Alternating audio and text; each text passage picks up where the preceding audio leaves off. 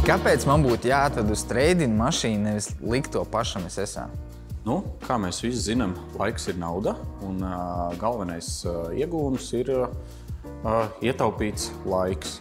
Jā, jo sagatavot mašīnu pašam, jā, un mēģināt pārdot mašīnu pašam, tas vienmēr jārēķinās ar to, ka tātad viņa būs papildus jāmazgā, viņa būs papildus tātad jāiztērē laiks fotografējot, bildēm ir jābūt pietiekami, teiksim, skaistām, kvalitatīvām, lai pircējiem potenciālajiem par to mašīnu būtu interese. Nu, jāņem vērā arī tas, ka mašīna regulāri, ja pats tirgo, viņa arī potenciālajiem klientiem ir jārāda. Un tas ir patērēts laiks, tie ir savā ziņā nervi, jā, jo pircēju, kā saka, vēlmes un dažādas ekspektācijas, raksturi, paradumi un tā tālāk ir dažādi. Un cilvēks, kurš ar to ikdienā nesaskarās, bieži vien apjūg tajā visā procesā. Nākošā lieta ir tā, ka cilvēks nekad nezina, kad viņam to mašīnu izdosies pārdot. Jā, var gadīties, ka viņš pārdod viņu nākošajā dienā, var gadīties, ir dzirdēts atsaukums no klientiem, ka mašīnas tirgo gadiem. Jā.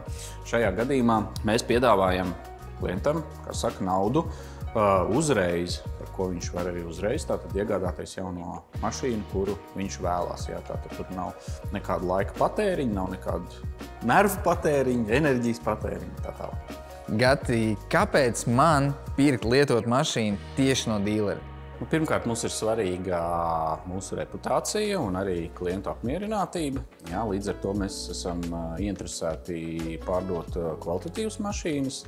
Otrkārt, visas mašīnas, kas ir pie mums ienākušas, gan kā pirmās iemaksas no klientiem, kuri ir jaunas paņēmuši, gan arī, kurus mēs esam iegādājušies kādās izsolēs, ir tehniski pārbaudītas, jā, arī defekti ir novērsti.